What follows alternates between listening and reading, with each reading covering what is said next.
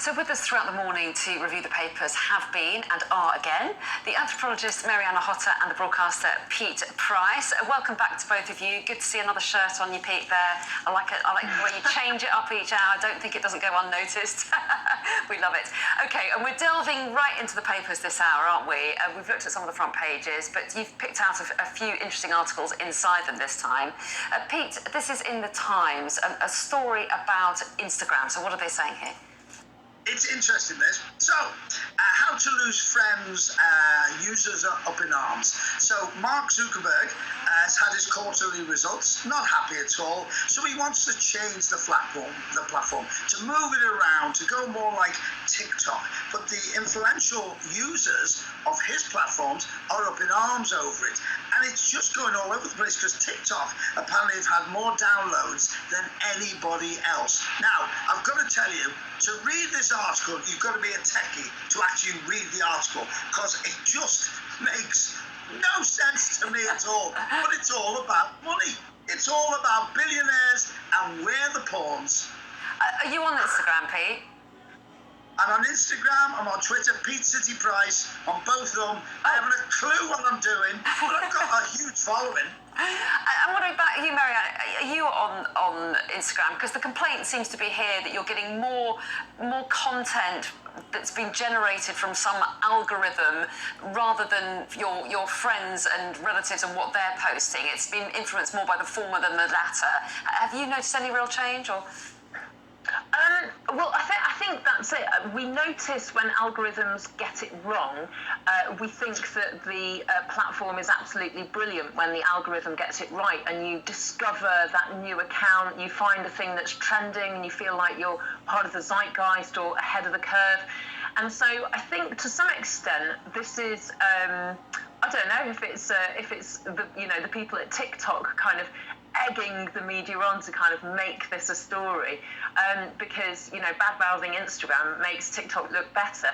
One of the other criticisms is that Instagram is moving towards encouraging users to post video, and I've certainly noticed that they kind of when you kind of go on to do what would otherwise be a static photograph post, it'll say, do you want to make this a reel? Do you want to use this template? Hey, add music, or do you want to go live?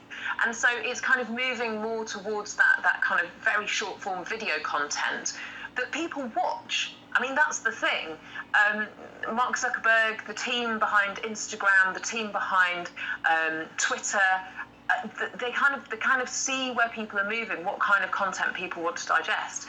But the flip side of that is that if all those social media platforms effectively try to become the same one and the same platform, then you've just got an unnecessary overlap.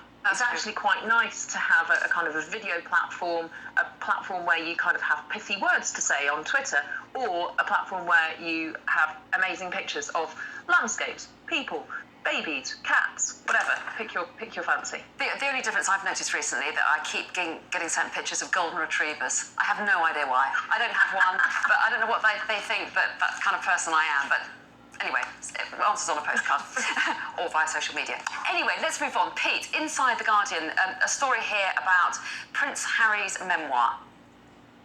Yeah, it's going to be, a source says it's going to be juicy, and guess what? He's going for the Christmas market because he's got to pay for all the security guards. So he needs the money, bless him. Do you know, in the whole thing, what can Harry possibly tell us that we don't already know? His life's been an open book. What I feel sorry for every time is the Queen. The rest of them, I don't care. But for the Queen to put up with more of this, I hope they're protecting her a little bit. She's an old lady, Bessa. She needs a quiet life. And Harry is not helping, especially with that wife of his. Well, anyway, I'm sure it will sell a lot of copies. There'll be a lot of interest, won't there? Mariana Hotta, we've been talking about the rail strikes today. A lot of problems on the roads in the last few weeks as well. You've seen a story in the Daily Express here. No getaways from gridlock as holiday traffic faces delays. Yeah, so it's a bit of a perfect storm because obviously we've got the rail strike today, which is affecting a number of the train companies, not all of them, but many of them. So check your travel before you go. But also it's the first day of changeover for lots of holiday lets. Obviously the Commonwealth Games is going ahead in Birmingham. It's the first day of a lot of the Premiership matches. So there'll be lots of people out on the road. So the kind of warning is be prepared, plan ahead, take water with you, all the rest of it. But also there's the kind of the fear that this is going to be a summer of chaos effectively, because you've got people who will have experienced the horrors of getting stuck on those motorways in Kent last weekend for hours and hours and hours and hours because there was the backlog at the ports. Number 10 came out very strongly saying, of course this isn't Brexit, no, this is because the French border officials aren't there enough to check people's passports, which was a thing they didn't have to do before, but now they do, so that's not Brexit. So putting the kind of politics of Brexit aside, everything is a little bit slower, and I think probably will be for the foreseeable future. It does make travelling a bit less pleasurable, doesn't it? Well, and Pete, it's frustrating, isn't it? Because I think a lot of people have felt that they were trapped in their homes for a long time because of the pandemic. And then when they try and get away, there's either been chaos at the airports, congestion on the roads, and rail strikes as well. And there's been a bit of a perfect storm on this front, hasn't there? You took the words out of my mouth. We've just been through the worst time in the world of a pandemic. We all want to rise. We're all worried. I was one of the 5.5 million that got no furlough. I got nothing at all, along with many other people. We all need a break now. We all need to get away. And now all these strikes and these problems on the road, it's also putting people back into the misery that they're just trying to get out of with the pandemic. People need help. We need to be a society together, and we've got to help each other. And these strikes are not helping anyone at all. Oh, hang on. Wants to rise. Wait. I have to come back on that. It's not about striking, because I think you had the interview with Mick Whelan before, who's the head of ASLEF. It's not a race to the bottom. Workers across the country need their rights protected. Not paying people isn't a solution to this. Not paying people in a way that, but basically expecting everyone to see real terms decreases in their wages is not a way to solve this.